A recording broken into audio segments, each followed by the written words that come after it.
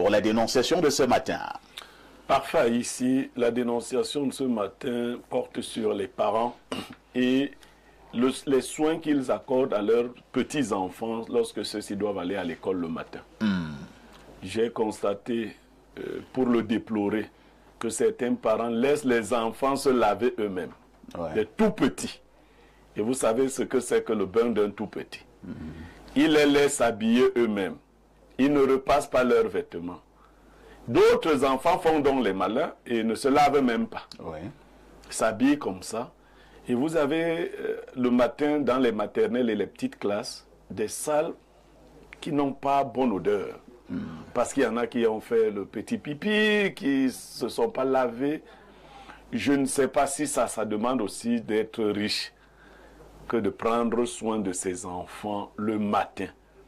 Autant que vous en avez, vous devez pouvoir vous en occuper chaque matin. Peut-être qu'en journée, les enfants peuvent se débrouiller à prendre un bain.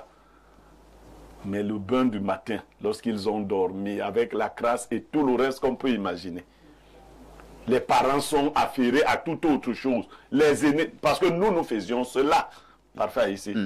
Je vous ai dit ici que ma mère avait beaucoup d'enfants. Les plus grands, qui étaient déjà à un certain âge, lavaient les plus petits. On l'aidait à faire toutes ces tâches. Et pendant qu'elle nous apprêtait ce que nous pouvions prendre comme petit déjeuner, nous nous occupions de nos plus jeunes frères. Mais on ne laisse pas les tout petits enfants de 3 ans, de 4 ans, de 5 ans, se laver. Est-ce qu'ils savent même ce que c'est que se laver? Quand celui-là essaie, même il envoie la main comme ça ne touche nulle part. Et ils arrivent et ça dérange vraiment. Les maîtresses ne sont pas faites pour laver nos enfants. Non. Si un enfant fait la grosse commission à l'école, la maîtresse peut la nettoyer pour les maternelles et les crèches. Mais nous devons prendre soin de nos enfants avant qu'ils quittent le domicile.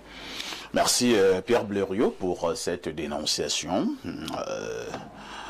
C'est une dénonciation sérieuse. C'est un constat quand même. De plus en plus à l'Indo qu'on a la nette impression que les parents sont un peu paresseux. Et lorsque nous parlons des parents ici, nous nous adressons beaucoup plus aux mamans. Parce que je ne me rappelle pas le nombre de fois où notre papa nous avait lavé. Il l'a fait de temps en temps, mais c'est beaucoup plus la maman. C'est la maman qui nettoie, qui lave les enfants, qui les habille, qui choisit la chaussure, la chaussette, le slip et que sais-je encore. Mais le matin, maman est sur WhatsApp et les enfants se battent comme ils peuvent. Votre réaction? Je dis, c'est en réalité un aspect d'une crise civilisationnelle que nous vivons. On a cru à un moment donné que dans le cadre de ce qu'ils veulent bien appeler l'émancipation de la femme, il fallait à tout prix autonomiser les femmes financièrement en leur permettant d'avoir une carrière. Les gens ne s'imaginent pas, c'est vrai, parce que les conditions sont difficiles et on se dit, s'il y a un deuxième salaire, etc., est-ce que ce ne sera pas d'une grande aide dans le foyer et tout, forcément. Et puis il y a les velléités propres aux femmes, leurs ambitions, leurs projections, leur façon de se voir dans la vie, etc., leur épanouissement.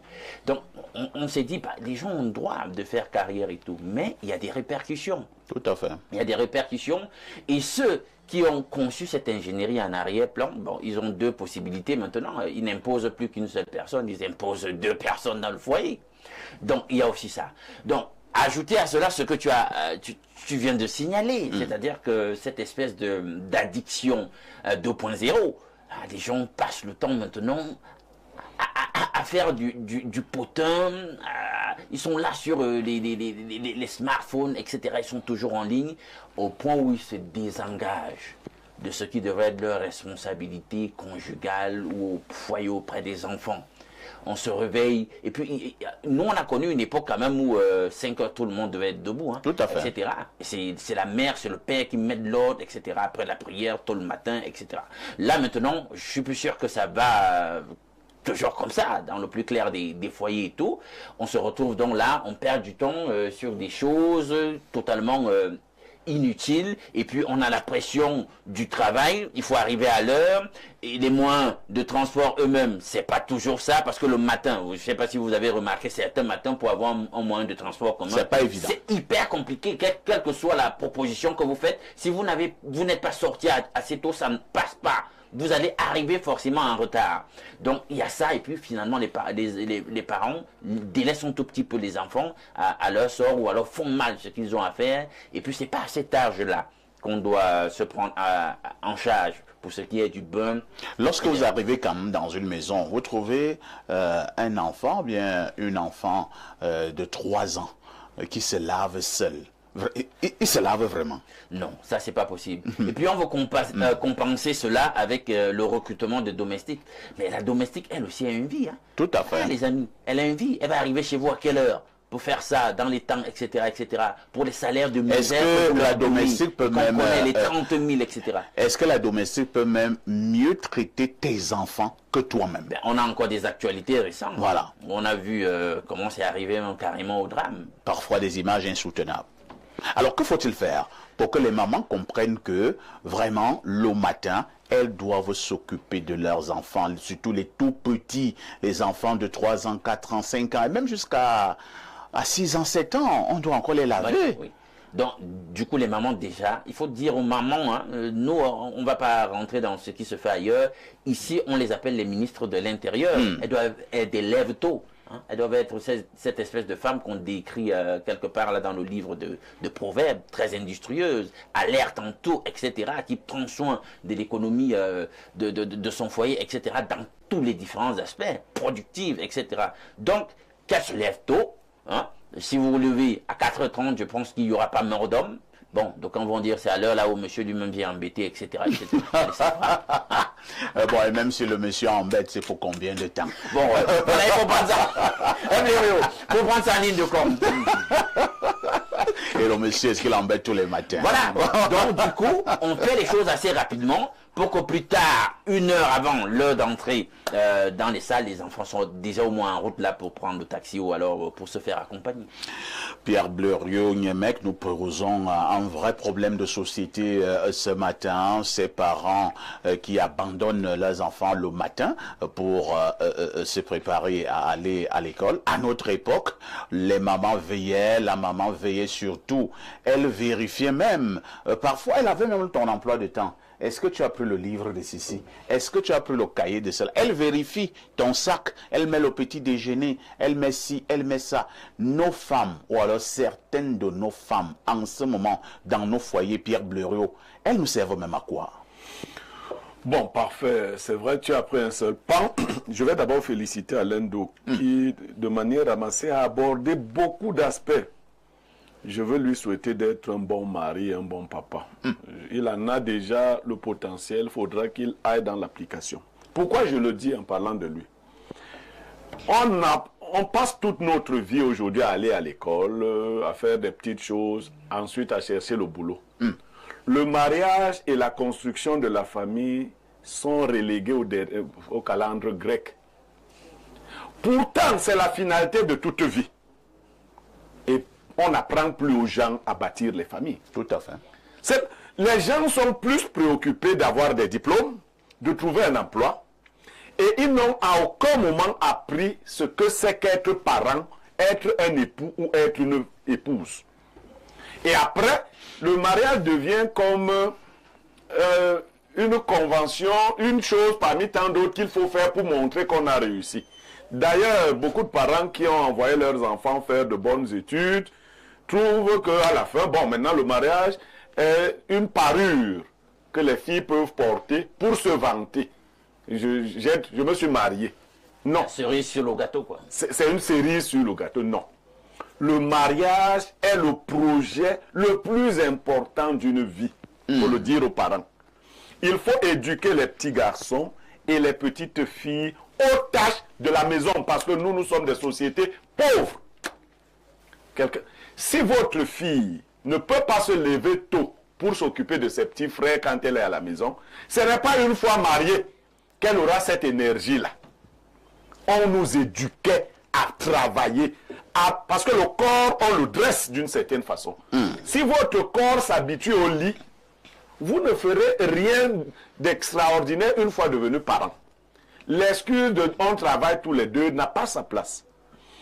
Contrairement à ce que tu as voulu dire parfait, moi j'encourage d'abord les familles aux revenus modestes. Dans les familles aux revenus modestes, l'homme n'a pas à se prendre pour homme Superman. Non.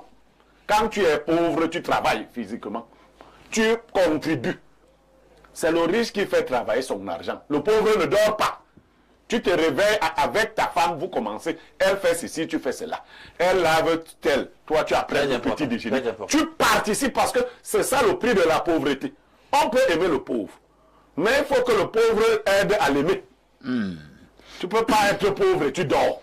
Il faut que tu aides la femme qui t'aime à t'aimer. Parce que c'est un fardeau que d'aimer un pauvre. Ah bon? Oui! Oh là là! Je te le dis! Oh, alias Castou! Je te dis que c'est un fardeau que d'aimer un pauvre. Comment ça? Donc pour alléger la charge de la femme qui t'aime, tu te mets au travail. Je l'ai fait. Avec mes premiers enfants, j'étais pauvre. D'ailleurs, pour demander même à faire l'amour avec ma femme, il fallait que je l'aide à faire les travaux de la journée. Parce que si elle les faisait seule, le soir elle était fatiguée. Et elle pouvait m'aider. Même quand elle acceptait, c'était comme prendre seulement. Donc, moi qui aimais trop la chose, je participais. Ma mère venait dire non, un homme qui travaille, je disais à ma mère qu'un pauvre travaille. Non, mais même dans la psychologie de couple, on prescrit ça. Non, un pauvre travail est complexe. Elle ne commence pas dans le lit, elle voilà. commence hors du lit. Donc, Voilà. maintenant, quand vous n'avez pas cette psychologie, vous abandonnez les charges domestiques aux seules femmes, vous les épuisez, et beaucoup sont paresseuses, parce que quand elles grandissaient, elles n'ont pas été soumises à toutes ces épreuves. Il faut que les parents réapprennent que c'est un investissement très important, pour lequel vous n'êtes même pas sûr d'avoir un retour sur investissement, mais vous êtes obligé de le faire, que de s'occuper des enfants. On se lève avec un... Vous parliez des cahiers et autres. Tout à fait. Les parents qui n'ont pas fait d'études doivent trouver des techniques pour que leurs enfants soient encadrés, pour qu'ils soient accompagnés, qu'ils ne s'y prennent pas par eux-mêmes. Parce que moi j'ai vu un parent qui voulait enseigner l'anglais à son enfant. Mais on dit much, thank you very much, il dit thank you very much. L'enfant là va garder que c'est match. Non, il faut vous faire accompagner. Donc il faut prendre soin de sa famille. C'est un travail qui dépasse le travail du gomme là où vous allez. Et davantage maintenant pour les familles aisées. On n'est pas obligé de faire que la femme aille travailler aussi. Vous savez, on peut concevoir, quand on en a les moyens, une femme épanouie qui mène d'autres activités parallèles, mais qui s'occupe de ses enfants. Nous ratons le plus important parfois ici. Après que les parents ont réussi à avoir de l'argent, à faire à construire les maisons, ils ont élevé des imbéciles. Tout à fait. Et la conséquence est laquelle? C'est que nous voyons. C'est que votre royaume s'effondre comme un château de cartes. Donc, le plus important, c'est de bâtir les hommes. Il faut donc y mettre de l'énergie. Entendez-vous? Bon, les femmes créent aussi. Que de construire des immeubles. Voilà. Ça fait mieux de former les hommes. Bon, c'est vrai qu'il y a une dernière crainte. Aujourd'hui, les mariages ne sont plus solides. Si la femme met entre guillemets sa vie professionnelle, avec le risque de perdre ce mariage, lorsqu'on la chasse de là, l'âge est passé et autres. C'est pour cela que les unions doivent se solidifier, s'enraciner. Je ne vais pas ajouter ici, quand vous le pouvez, si vous le voulez, fondez vos unions sur la crainte de Dieu. Qu'elles soient durables. Faites ce que vous... Un homme ou une femme qui n'ont pas réussi à éduquer, si vous n'avez pas éduqué vos enfants, vous ne les avez pas formés, vous avez raté votre vie, même si vous avez les immeubles partout. Merci Pierre Blériot. Propos extrêmement pertinents. Lisons quelques préoccupations de téléspectateurs. Bonjour à vous parfaits ici et à tout le monde en studio. Vraiment merci pour votre émission qui éduque, informe, dénonce. Mais j'aimerais aussi vous proposer cette dénonciation. Je cite, pourquoi le gouvernement ne voterait pas une loi imposant ses représentants auprès des populations d'être aussi connectés sur le réseau Eneo afin de vivre tout ce que cette société fait endurer ces derniers temps. Bonne journée à vous, c'est Williams depuis Oja qui envoie cette préoccupation. On prend un autre message, hein. Allons au 213, c'est l'Algérie. Les téléspectateurs de l'Algérie sont par moments bizarres, hein. Alors que dit le téléspectateur de l'Algérie? Bonjour Perfecto. Le Namungwan de la modération. Blériot Niemek, il faut aussi dénoncer les mamans qui accompagnent les enfants à l'école le matin. Il faut leur demander de souvent porter les soutiens et de passer un peu le peigne sur leurs cheveux. Non. Alain donc vous disait ici que dans la précipitation et autres, vous n'avez pas toujours le temps de prendre soin de vous-même. Hein. Le soutien, oui, mais le pain sur les cheveux. Mais ça fait rire, hein. Ouais. Mais le téléspectateur de l'Algérie a raison, hein. La majorité des femmes qui accompagnent souvent les enfants le matin à l'école sont quand même habillées bizarrement. Non, elles sont quelquefois avec les nuisettes. Hein.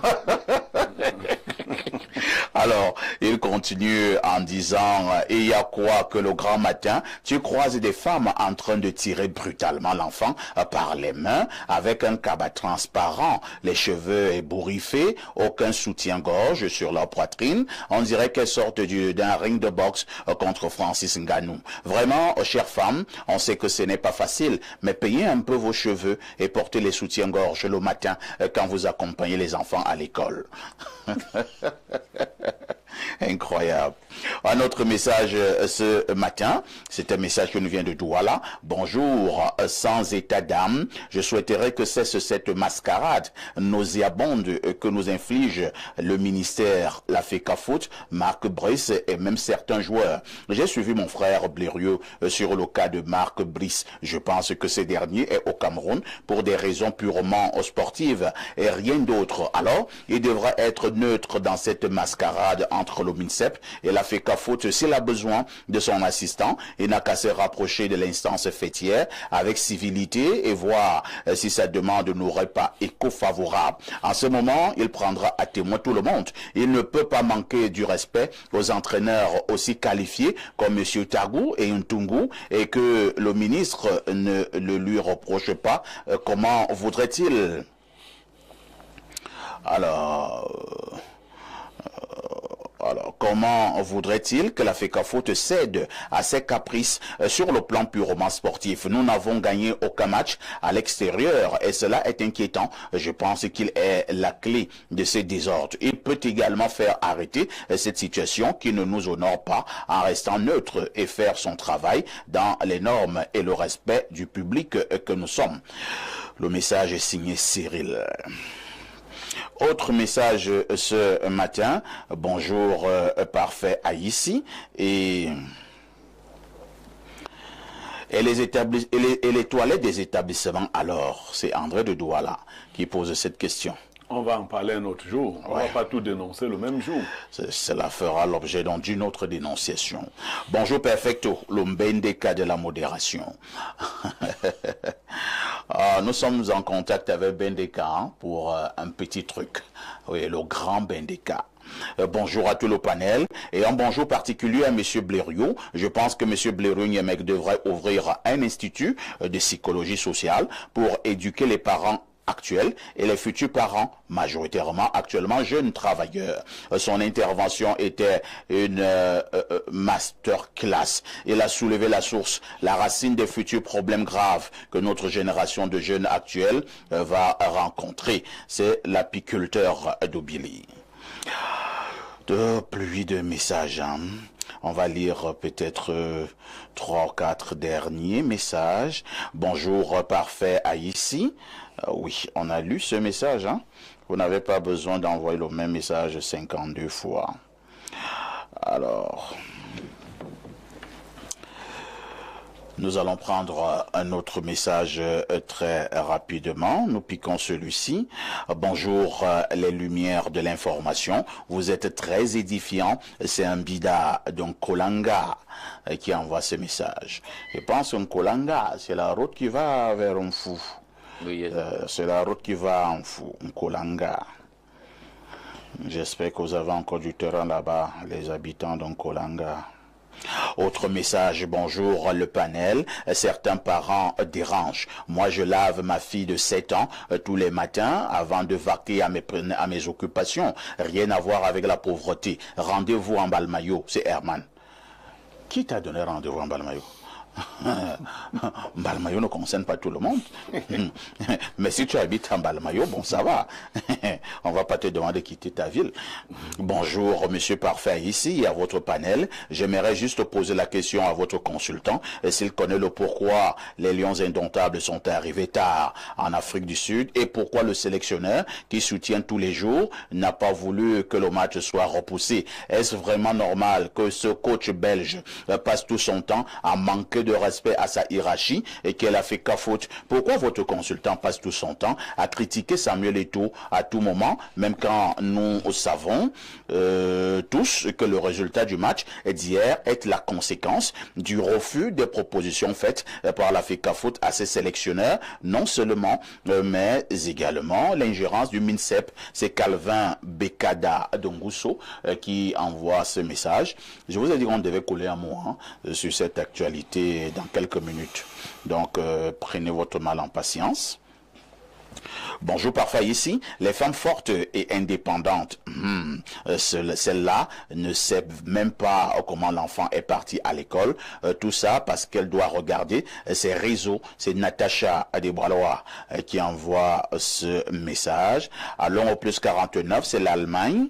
Que dit le téléspectateur de ce côté? Bonjour, monsieur. J'hallucine face aux arguments d'un très grand illuminé intellectuel comme Alain Douc. L'éducation de l'enfant ne serait-ce la responsabilité que de la femme? Pourquoi les femmes doivent-elles aller au travail? Vous voulez les avantages des hommes modernes et traditionnels en même temps et surtout pas les inconvénients. C'est Carole depuis Berlin qui envoie ce message. Autre préoccupation, allons au plus 63.